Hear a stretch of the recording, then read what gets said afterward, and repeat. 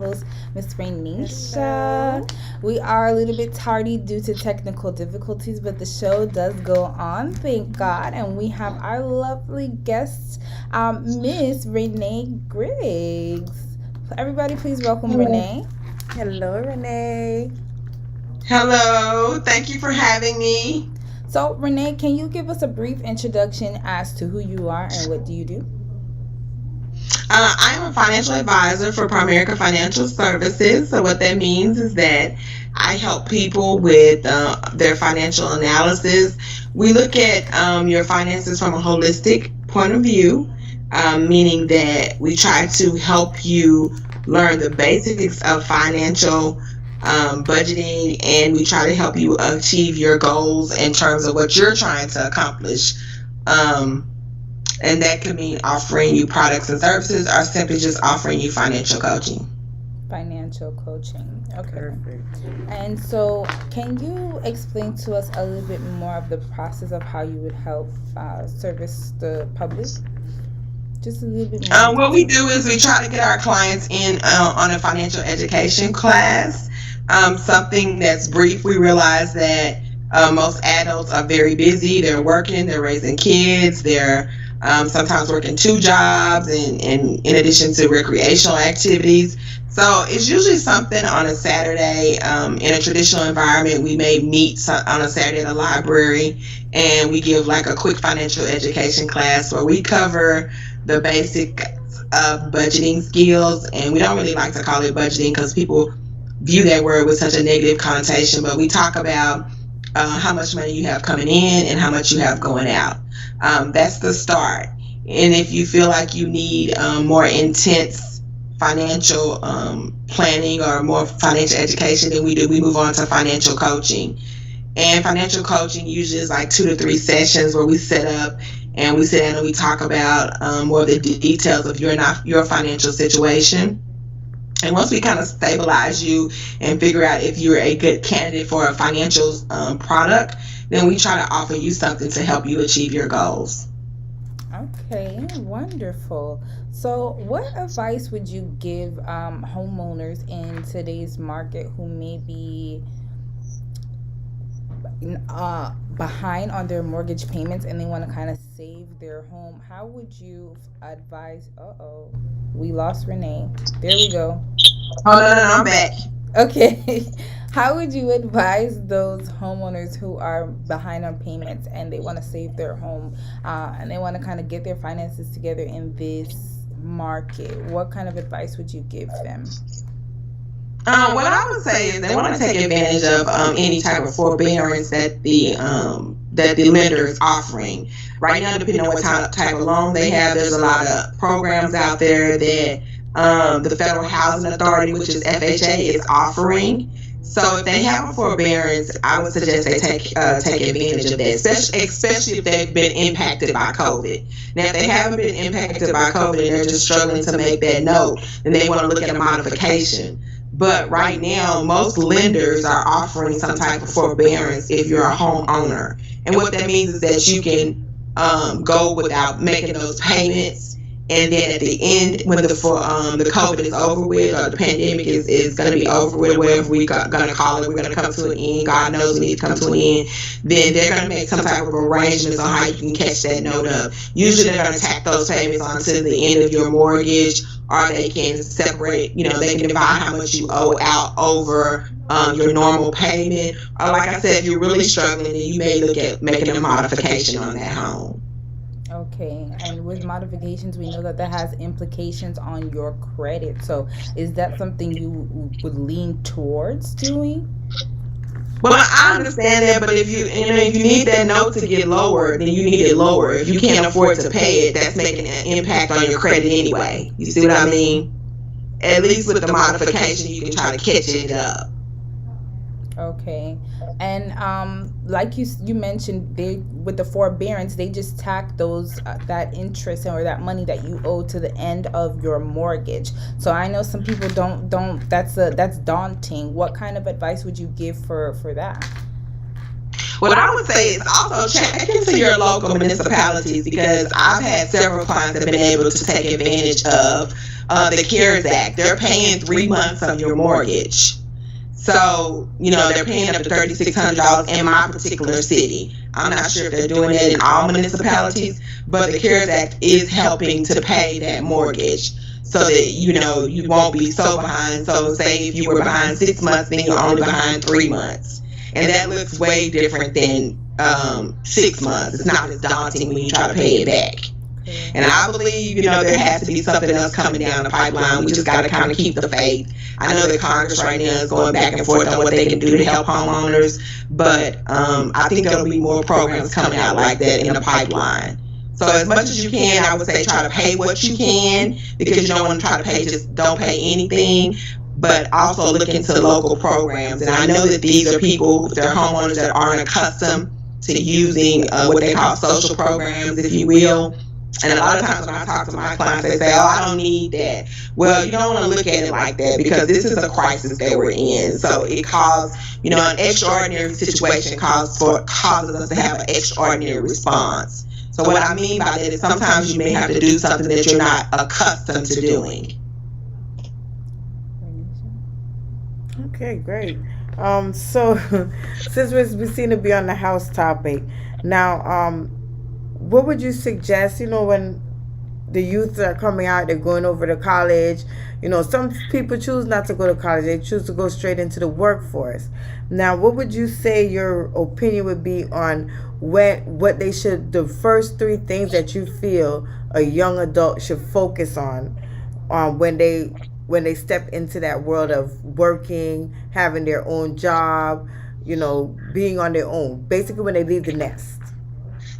Well, what I would tell them to focus on is making sure that they understand basic financial principles, and just to let you into my life, because I always like to share with my own personal what's going on in my life, and how you can extrapolate the same thing into other circumstances or other things that people may have going on with them. I have a 19-year-old son that just got his first apartment. And, as we went down that road, I wanted to make him understand that you have to understand how much money it takes for you to live. So as you step out into that workforce, as you start making money, you want to make sure you understand how much are your monthly obligations. That's very important. You can't project out if you can afford that apartment, or you can afford that new car, or you can afford to take that trip with your homegirls or homeboys. I don't know what they say now. They probably don't even say it. It's probably cliche, but that's what I used to say. But anyway, but what I'm trying to say is you want to make sure you understand how much it costs you to live on a monthly basis. And that will determine, do you need a roommate? Maybe it's better for you to have a roommate. Maybe it's better for you to have 2 roommates. Can you live alone? Things of that nature. You want to answer those questions by understanding how much money you have coming in and how much you have going out. Got it. That is absolutely right. Now, my second, you answered that beautifully. So the next question I would have for you is, okay, so we do see a lot of people don't plan for retirement. A lot of the generations before us wasn't aware of retirement. If you didn't have a certain job that offered that 401k, it was kind of like you didn't know. You didn't save for retirement. You didn't know about Roth IRAs, all of that other good stuff. So it brings them to the point where when you reach a certain age, you have to refinance your home and stuff like that. What is your opinion on the older generation that has to refinance their home? Do you think that's a good idea? Because, money runs out after a while, and Social Security only covers you for about so long. So how would you say for the older generation as far as first I want to say this, that I am the older generation that needs to refinance their home, okay? So let's get that way straight from the beginning. I'm the older generation, so yet you're talking about. But anyway. No, you're not. What'd you say? I said, no, you're not. We're not even trying that. No, you're not. You look like you're about 30, so stop. I've been in my house for 14 years, so I'm the older generation. In terms of refinancing, it just depends on how far you are along from paying that home off. If you're almost at the end of it, then it may make sense to pull some money out to be able to live off of, because I understand that all of us didn't prepare as well. But it depends on how old you are and how far you have to go on that particular home. I mean, again, I don't mind being transparent. I owe $80,000 on my home, so at this point, it wouldn't really make sense for me to refinance to live off of that money. Now, if I wanted to refinance to make home improvements with the interest rates being as low as they are now, then that would be a good idea for me, because I'm still working, even though I'm in that older generation. And which, again, I'm transparent. I'm 47 years old, and I've been in my house for 14 years. Oh, I'm 47. I'm talking, when I say older generation, I'm talking about 70, 80s. I'm talking about the 70s, 80s. You want to put yourself up there. No, you ain't really there yet. Now, if you've been in your home for a long time and you're pretty close to paying it off, and I wouldn't suggest you refinance it. I would suggest you get into a good reverse mortgage. And I know that the reverse mortgages have gotten a really bad name over the years, but you want to get into a good one. Now, one thing we got to understand is that if you live in a home and you need that money and you take a reverse mortgage out, we can't worry about our children at that point. You know, you've done all you can for them. If you have grown children and you're trying to leave the home to the children, well, at this point, you need to take care of yourself. So that makes sense to get a reverse mortgage if the home is paid for and you really need that money to live off of. Because really all it does is it gives you a lump sum of money at that time. And then once you pass on, the bank will take over, or they'll give your option to your heirs to be able to go in and make that payment back. If they can't make it, then, you know, God bless them. Let them go find them an apartment. If they can make it, then they get to stay in the home. But if you're at the point where you need that money to live off of, then you got to do what you got to do. You know, and it's a hard decision, but that's where you are. So while we're on the topic of retirement planning, when do you recommend we start planning for retirement, and how much do we start with? My son, again, he's 19. I recommend that he starts now. I told him that too. You need to put, even though he's just 19, he needs to put back at least $25 a month. I mean, that's all he can afford right now. But I suggest you start once you hit 18. And you have any type of job. You could be working at McDonald's. You could be filing papers at your local library. You could be doing anything. But if you're working, even if you're working for just cash, you're mowing a yard every Saturday, I suggest you put $25 a month. So it's never too early to start. And I teach that in my financial education class. It is a myth that you have to have a lot of money to invest. I tell people that all the time. The earlier you start, the better. Now, if you're at a season like I am, you want to make sure that you're putting the maximum amount away every year. And I believe that's $5,000 off the top of my head that you can put into an individual retirement account. And if you're also offered a 401k plan, you also want to invest in that too, because you understand that I didn't do the best I could. You know, I've gone through ups and downs in my life where I've had money and I've had to get rid of it, or I've had it and something happened. I had what I call a windfall of life.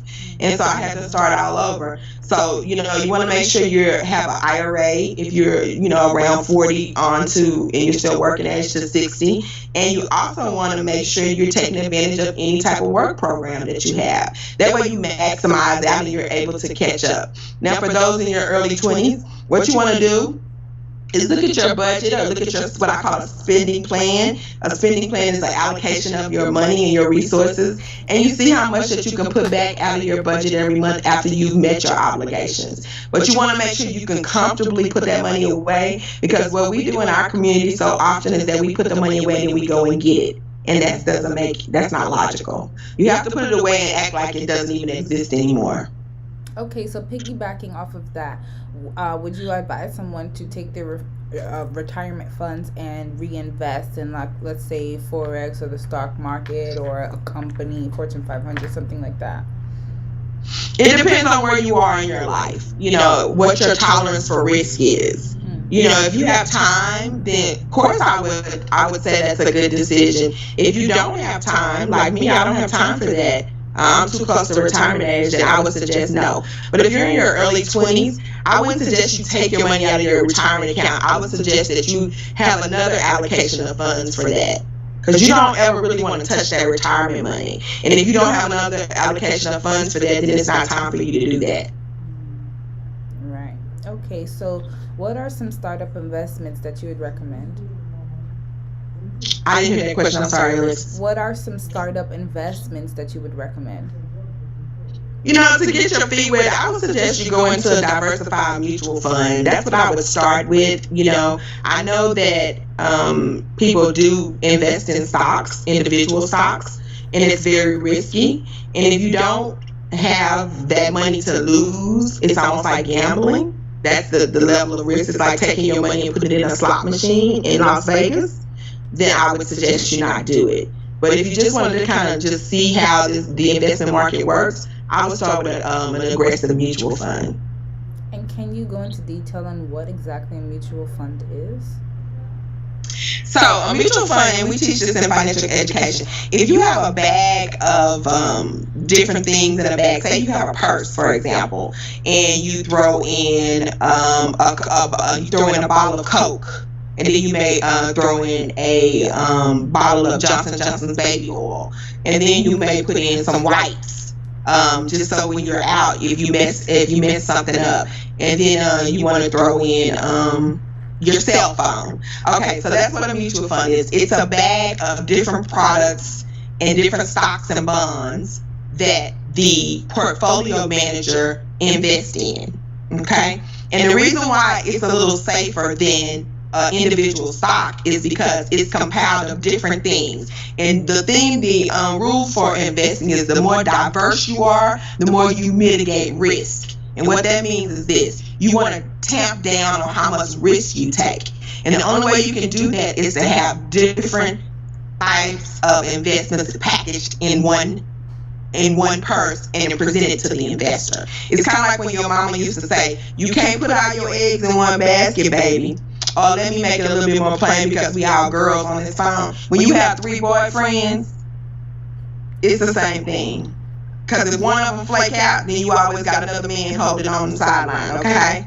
So, I hate to put it like that, but it's kind of that way. But if you only have that one thing that you're investing in and it flakes out on you, then where are you going to be left? So a mutual fund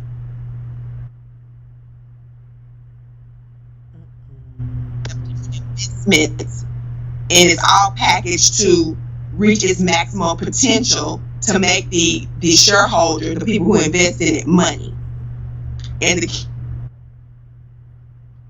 Renee, we're losing you. You lost me for a second. I know somebody's calling me. I didn't expect to be on my phone. I apologize. Oh, okay, that's what it is. So can you summarize what you were saying again? So what I'm saying is that a mutual fund is a little safer because it's a package of different products and services, or different companies, or different stocks, different bonds. And what the mutual fund manager will do, he will buy and sell those particular companies to maximize profit. But the whole concept of a mutual fund is diversification. That's why I was trying to make an analogy to what our parents used to tell us when we were growing up. You can't put all your eggs in one basket. And the same concept of, when you date a lot of different people, in case somebody flakes out on you, you just don't want to just buy Walmart, because what if Walmart goes under? A mutual fund basically has over 100 different stocks and bonds in it. So the risk is spread out through all those different companies. So if one company goes down, it doesn't affect the performance of the mutual fund. It's not as impacted as if you only had one company. Yeah. Does that make sense? Yes. Makes sense. Yes. Definitely. Okay. Now also, you kind of answered my question as far as trading. Are there any apps that you would suggest for trading? And if somebody wants to start trading, how would you say would be the best way for them to get their foot wet? I mean, I like E-Trade. I mean, I like it because they have 9.99 trades. There's a lot of different platforms out there that you can use. Even I think Fidelity has a online platform. I don't want to recommend anything. I'm just throwing some out there because then they say I'm advocating that, and you told me E-Trade, Renee. Now I'm just telling you that these are some. You would need to read them and make sure that it's the best fit for you. The thing about financial services is that it's always got to be a fit for you. There's no uniform solution for one person.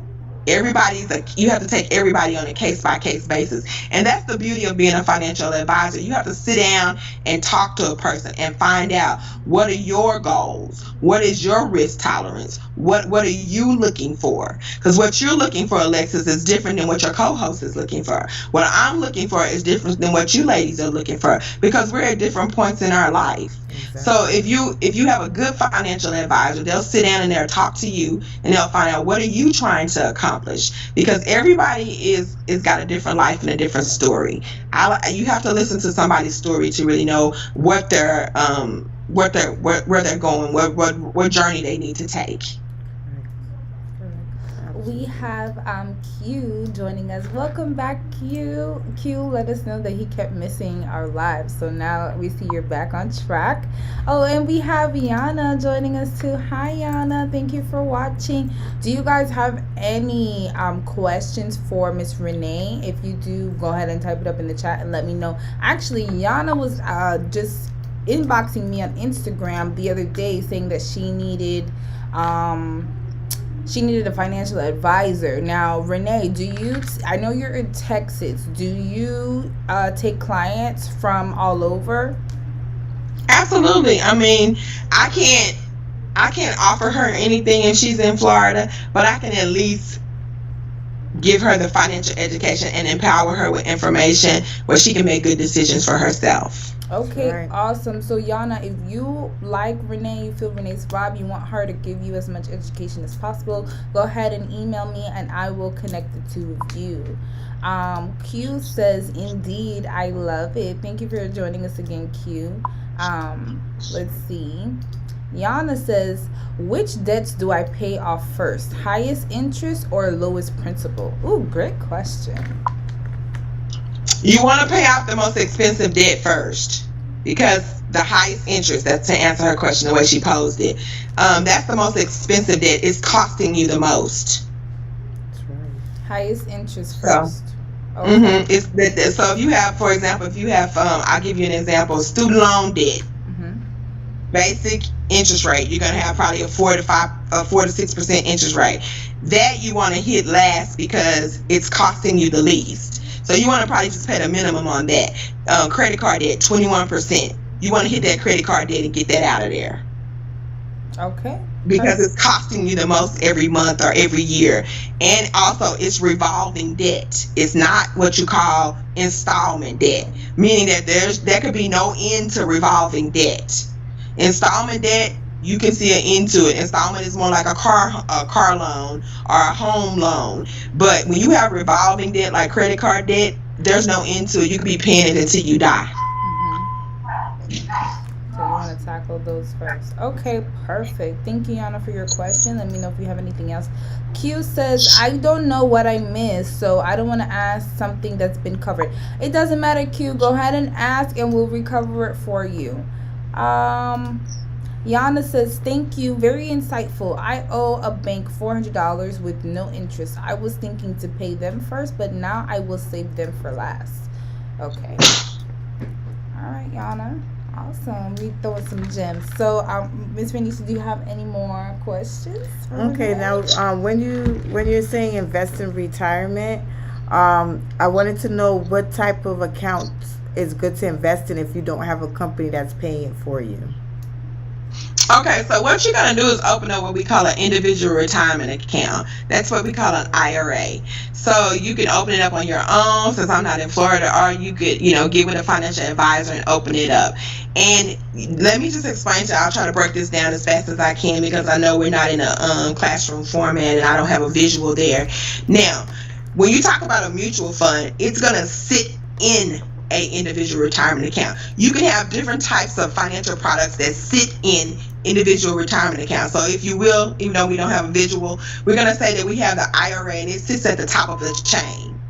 Now, in that IRA, you can have different types of investments. You can have individual stock, you can have gold, you can have silver, or you can have mutual funds, you can have bonds. So anything that you have in that individual retirement account can be a different plethora of different products.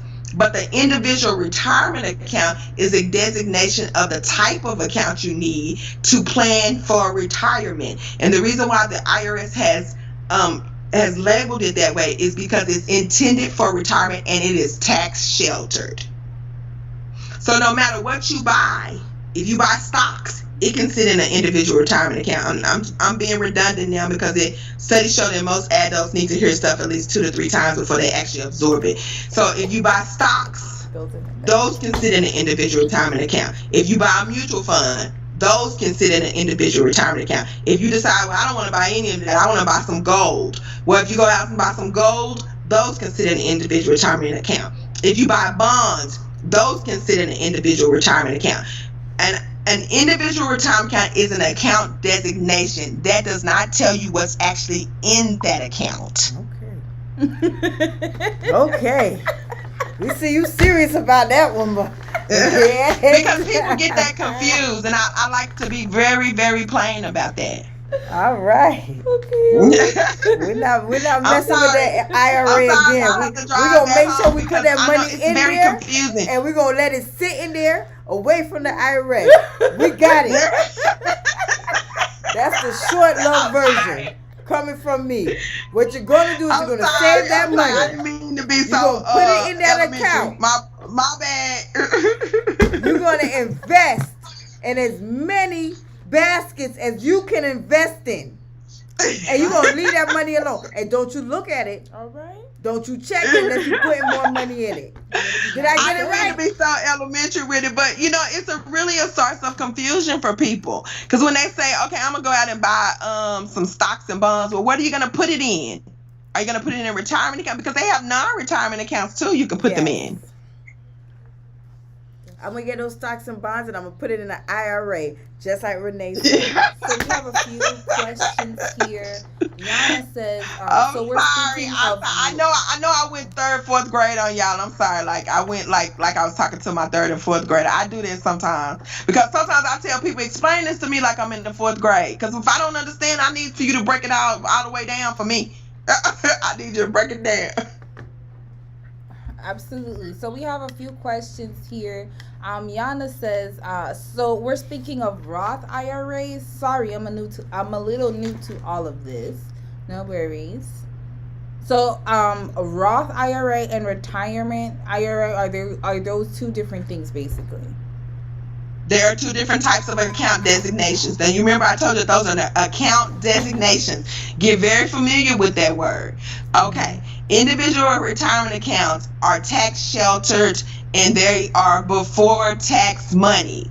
Roth IRAs are after tax money. So let me break that down for you. If you open up an individual retirement account and you take money out of that account, you will be taxed on the growth of the account. If you open up a Roth that is after tax money, most of the time you will not be taxed when you take the money out. Another thing about Roth IRAs is that you can continue to invest in them after you're 59 and a half and after you're 70. After you're 70 actually, if you still are working. Okay. Now keep in mind, whenever you put money into any type of retirement account, you have to have what they call W-2 income or 1099 income. You have to have some type of income. So a person who doesn't have any income can't open up a retirement account. I didn't say they couldn't invest. I said they can't open up a retirement account. They have to open up a different type of account designation. Right. Okay. Awesome. So in other words, you ain't gonna find $10,000 and go put it in a Roth IRA. That's not gonna work. Have no job. Cause somebody trapping on the corner, That's not gonna work. The IRS gonna catch up with you. She put y'all on blast now. Yes. Okay. Yeah, the IRS gonna catch up with you. Cause so Pookie, if he got a trap house, oh no, that's not gonna work. Okay. Cause the IRS is gonna want to know, where did you get that money from? Right. Off the corner. So in other words, wait. I'm sorry, Q. We're gonna get to your question. Give me a second. I just have a question right quick. So, if you get a gift of, let's say, 10,000, you can't put that in a retirement account. No, Lord have mercy. All right. you can put some of it in there, but you're limited to how much you can put in there depending on your age. Okay. So how much would you be able to? Well, it depends on your age. So can you give us a ballpark? I don't want to quote those figures off the top of my head because I'm just not that good. I would have to look them up. I believe it's $5,000 for me, and I want to say it's $2,000 for you. Okay. Please don't quote me on that because that's not accurate. I have to look them up. So Q's question is, he says, I have an inheritance for my 7-year-old daughter. My vision is beyond college for her. So what type of dividend account should I use? Right now, it's in a certificate. He's saying his vision is beyond college, saying that he doesn't want to put it away for college savings. Is that what he means by his vision is beyond college? I probably think that he means he wants to be able to cover college, but also for when she's done, that. Right. She can have a little money left over. Right. Thank you, Renee. Well, then he's probably going to have to diversify that money. Because if you put it into a 529, which is intended for college savings, then that's what it's intended for, and it's locked in for that. So what he's going to have to do is take some of it and put it away for college savings, which would be a 529 account, or he could also do a college IRA. Some states still offer those, some don't. I'd have to check the state he's in. And then the rest of it's going to have to go into some type of UGMA, which is a Uniform Gift to Minors account, where he would be custodian over the funds, and it would be for the benefit of the child. So Q says her living. Again, we're going to just assume that he means her living after college. But if he just means taking care of her regardless of college, what advice? So she has to live after college. Yes. So exactly what we were saying. Yeah. Exactly. He's going to have to split the money up and put it in different types of accounts. Yes. Okay. So he'd have to put it in an account where he's the custodian and she's for the benefit of that minor. Which is not a tax sheltered account, meaning that he has to pay taxes on any earnings from investments. Okay. Is there a way to save and have it tax sheltered for his daughter? Only when it's intended for college. Okay, college purposes only. And is there a maximum of how much you can put away for college? There is, but it's way, way, way high. Okay. It's way high, like in the hundreds of thousands high in a 529 plan. And let's say. And the good thing about a 529 plan is, say she just, God forbid, she's probably a smart girl, but she just flakes out and she just gets a contract to go to Paris and start modeling. If he has any other children, then he can change her name off of it and put another child's name on there. Okay, that was going to be my next question. Like, what if they don't use the whole thing for college? So that money, no matter what, has to be used for college. You can't take it out for anything else. That is correct. Okay. Now, keep in mind what college is, though. That could be a car to get back and forth to college. That could be a laptop. Okay. That could be, you see what I mean? So it's not specific to tuition, but the use has to be intended for college. That is correct. It's not like they have to cut a check to the school for tuition. That is correct. Okay. So Yana also has a question, and forgive me because I got my contacts on today. What about investing for children? I've seen some type of account you can put anything in, property, stocks, and or money, and it stays forever until they reach of age and make a decision on what to do with it. That is called a Uniform Gift to Minors account. UGMA is the abbreviation for it. So with the UGMA, sometimes they call it, in other states they call it a Uniform Gift to Transfers account. That's a great idea too, but you want to keep in mind, if Keyshawn flake out, then that's her money when she turned 18. It don't matter that Keyshawn flaked out.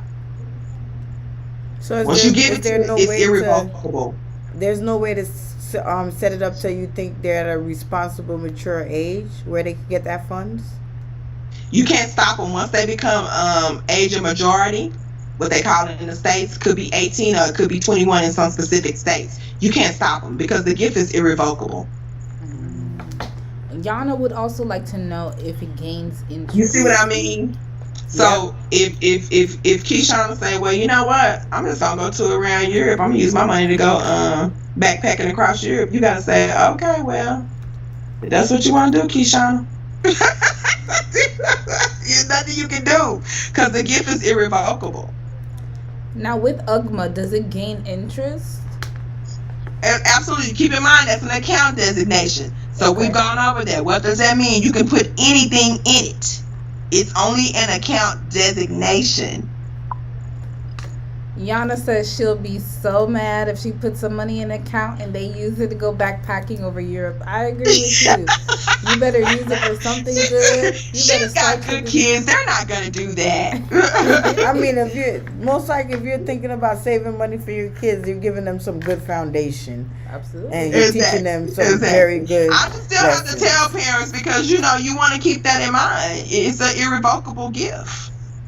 Yeah, absolutely. So Renee, we had a conversation, I believe it was yesterday, and you shared something very interesting with me. You shared with me that you think about life in general as a transaction. Can you explain that? Well, I think it started off. You asked me. A lot of people meditate and they understand that. I think you were asking me how do I approach life in terms of how do I keep my stress level down, something of that nature. Is that what we were talking about? Yes.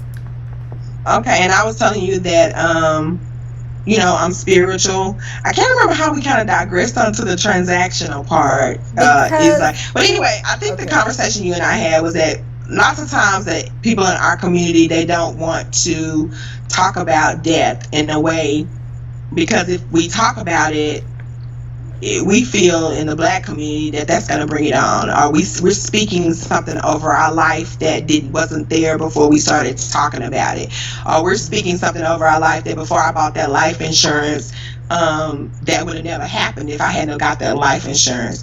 And the way I told you that I think about life is I don't think about life that way. I think that of course I want to live my life to the fullest, but I also want to leave something for my children. So if my children can benefit off of my death, then I find nothing wrong with that.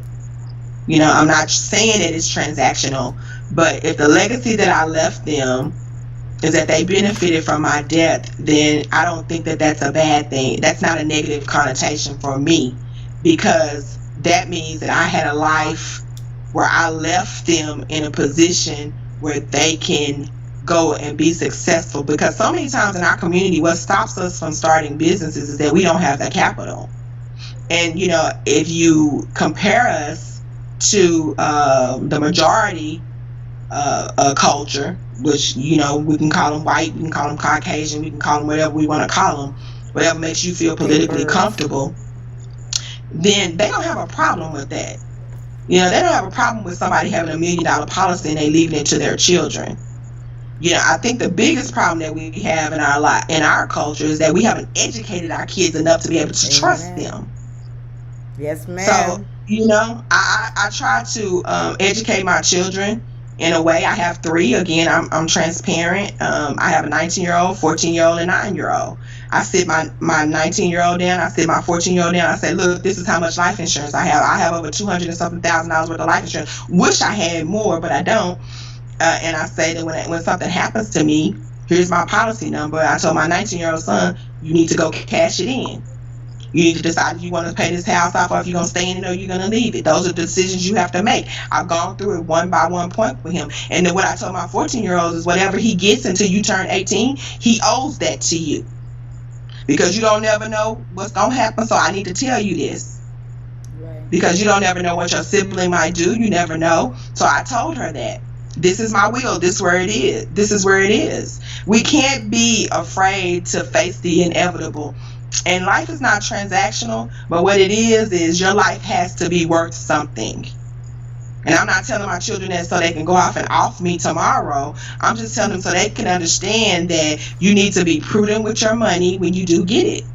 I Absolutely. taught them how to look at the money that comes in, and my son has taught. We've talked about how if he wants to start a business, what he needs to do, and so that's the way I approach life. I try to plan for every event. Now, have I had things that happen to me where my finances have been drained? Yes, I went through a divorce last year, and I had to kind of start over financially, but I was able to keep up my life insurance and things of that nature. So I don't think that in our community that this has to be a secret or something that we whisper about, or we got to take a bowl and pass around so we can bury Sister Shirley.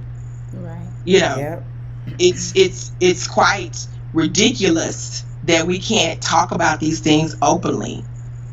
And it's lack of education why we don't trust our children. Yeah, that's true. We have a few comments and questions, and then I'm going to ask you something based off what you just told us. Q says, that's what I'm scared of. Some knucklehead coming along and finesse my daughter out of her money. I'll shoot him. Q sounds like a very overprotective dad. Well, she's gonna have to empower her daughter, because even if she gets with the man, there's ways that you can still protect yourself. Yes. Anything you had prior to you getting with him is yours, and you got to put that in writing. Okay. Yana says, I miss the account designation bit. Can I rewatch this later?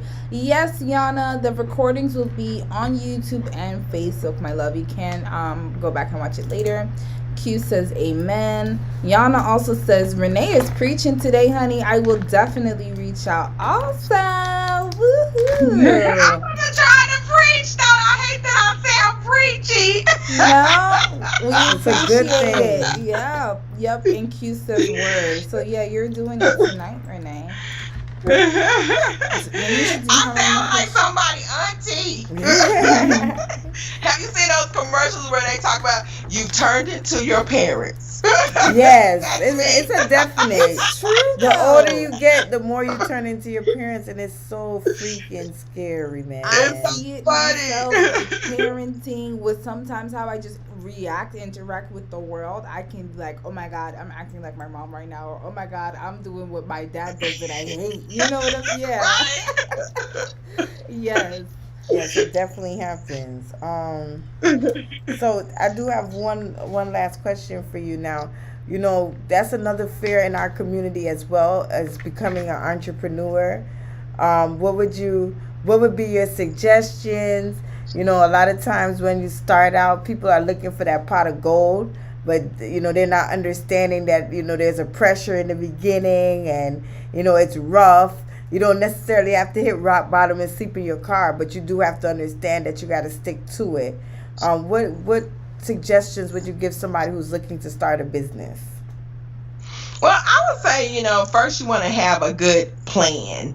My dad used to say, without a plan, you plan to fail. You want to make sure you have a good plan. And I think that I've learned these things over the years, with the different pitfalls that I've gone through with my business.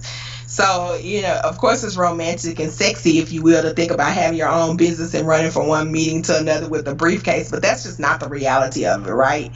So, you are going to have a plan. If you don't have capital, then you need to have a plan how you're going to get capital. What are your startup costs? You have to find that out. I think so many people run into business without understanding what are my startup costs. And you want to make sure you capture your time too, because that's something that I wrestle with. You have to put a value on your time, because if you work in what I call a bread and butter job, which most of us have to work that so we can pay our bills, and then after you get off that bread and butter job, you have to start working kind of on your own business, which is what I usually do when I get off work. I'm my bread and butter job, I go try to start talking to my clients, taking phone calls, just things of that nature.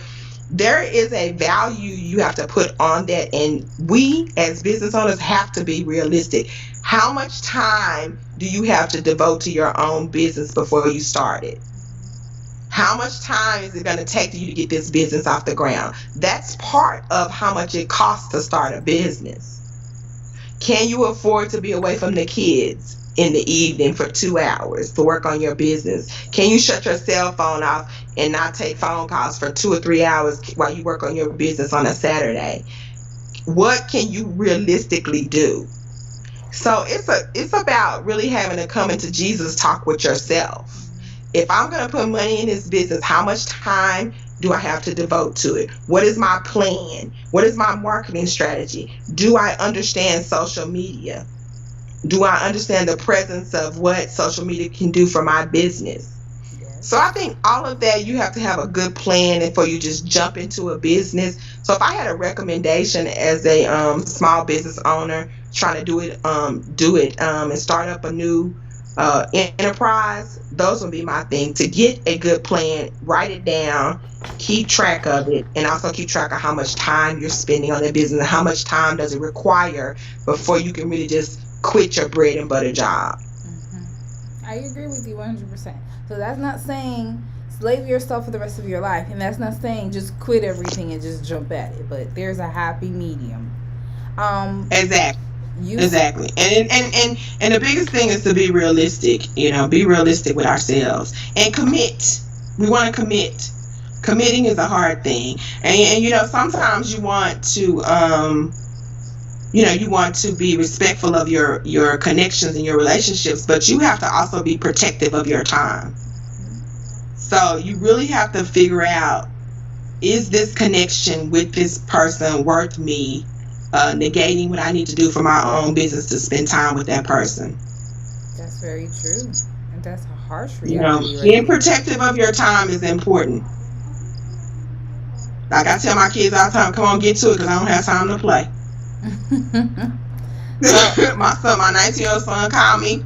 What you need? What you got going on? Is this a social call? Did we schedule this call? What's going on? Is this emergency? Because I need to know the details of the call before we just casually start talking and we spend 30-40 minutes of my time doing what? Shooting the shit? I don't have time for that. I'm sorry. All right. Well, I like it. I tell you, a pit spy, girl. Get it. Renee's not playing. Okay, I have one ultimate last question for you, and if you don't mind sharing, because you mentioned that you went through a divorce, unfortunately, last year. So, and you said you had to rebuild. So, can you share with us how that was for you? Like, where did it put you, and how did you get yourself out of that? Well, I'm still going through that, actually. So I'm not out of it. It put me as, first of all, I became a two-parent household to a one-parent household, which means that I had one income. I thank God I'm a saver. So I did have some money saved up, and I'm a planner. So that can actually tie me over to kind of be able to bridge that gap of my ex-husband's income no longer being in the house. Now I do thank God that he did make a really pretty, I'm gonna say it's lucrative, I'm gonna call it, he had a decent income and he was able to pay child support, so that really helped me. The child support really helped me, so I wasn't one of those kind of chicks that was like, well, I'm just gonna let him pay it on his own and I'm gonna trust him. No, I'm gonna need you to pay your child support on time, because I need that to live off of right now. I'm trying to get myself to the point where I don't really need to use my child support to pay bills. I want to get to the point where I can pay the bills and I don't have to use my children's money, and I can just really put that money away for just them. Even though child support is intended for them to have a place to live, them to have food, all of that kind of stuff, I feel like if I can handle all of that, then that money can be for them to go to college, or for them to plan for their future. And that's what I'm working towards.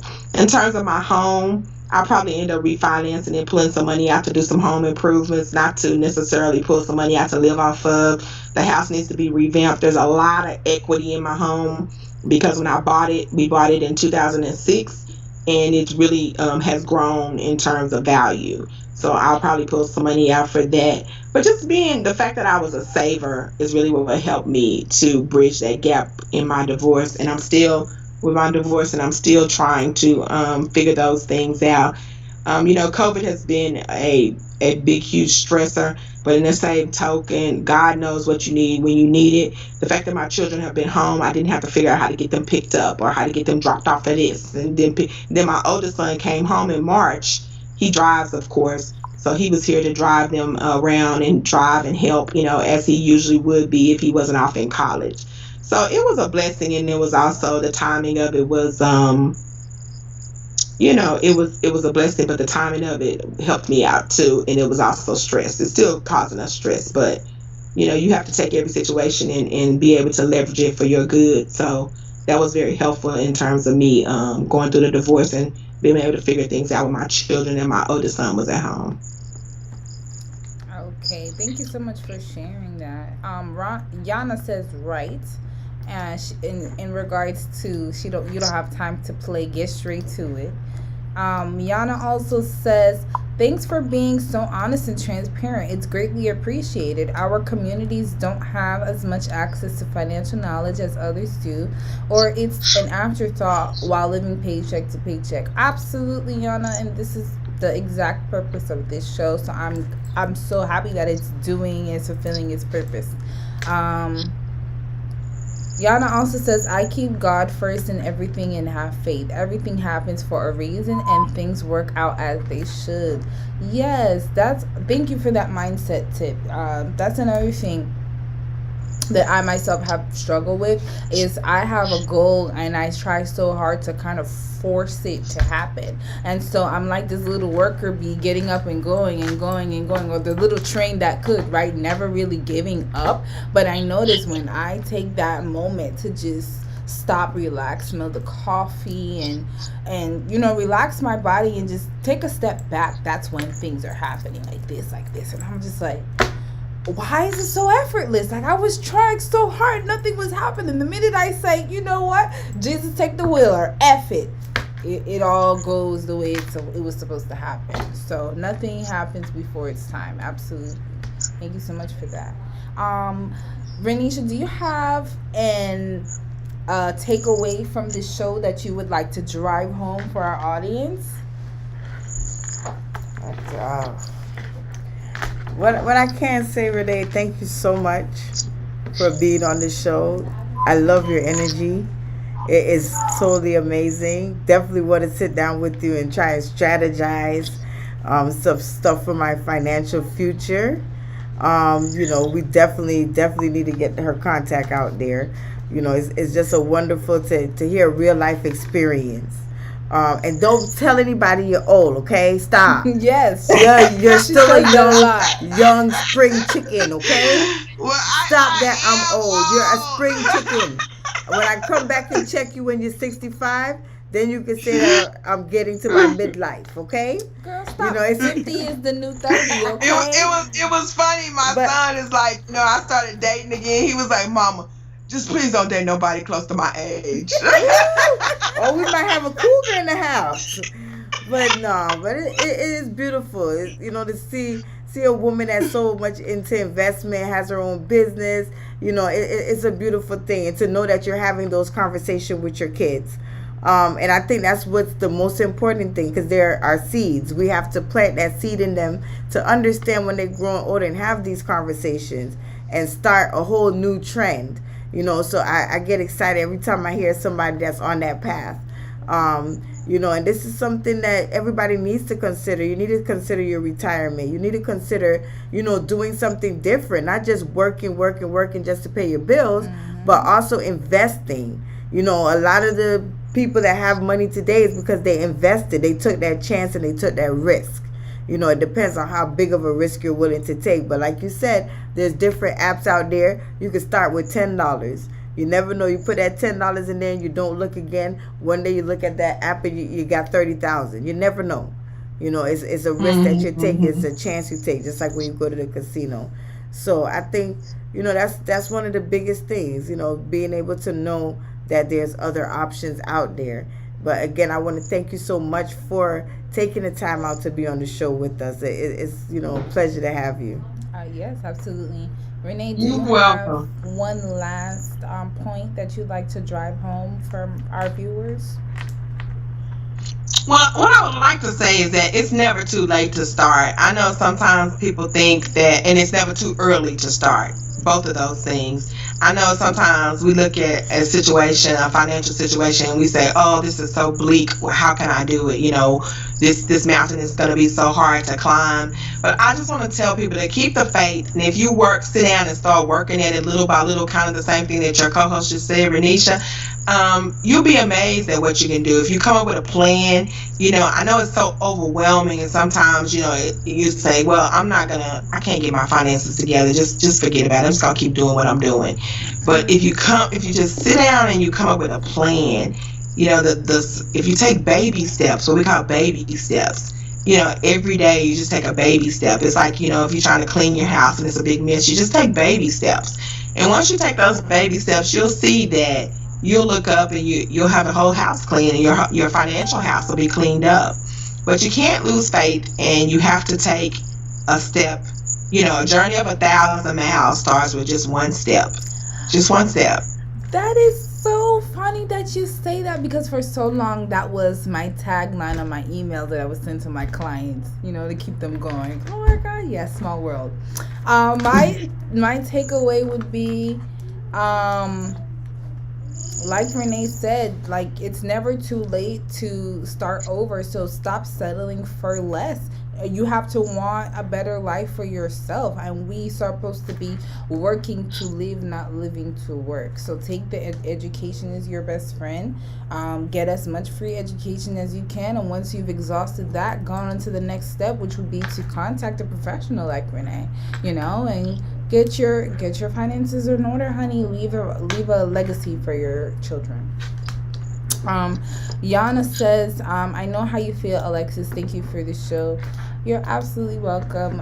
It's with love.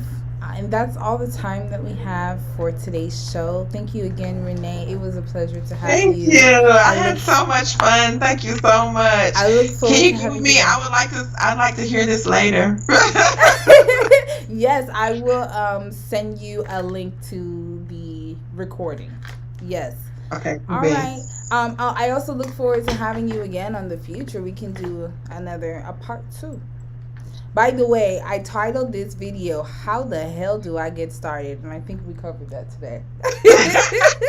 Definitely. Great. That's awesome. You again. All right, everyone. That's all the time that we have for today. Thank you so much for tuning in. And we'll see you next week on Monday.